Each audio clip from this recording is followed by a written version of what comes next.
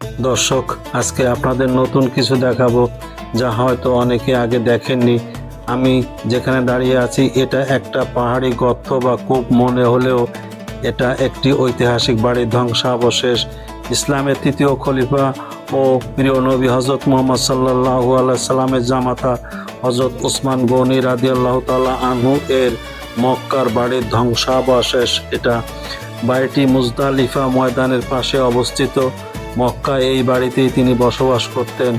হয়তো মক্কায় প্রচণ্ড গরমের কারণে পাহাড়ে গর্ত করে এভাবেই বসবাস করতেন।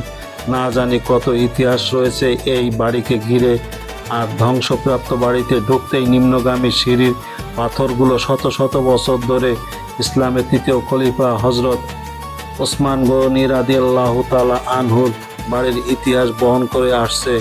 দর্শক, আমার এই ভিডিওগুলি ভালো লাগলে আমার চ্যানেলটিকে সাবস্ক্রাইব করবেন।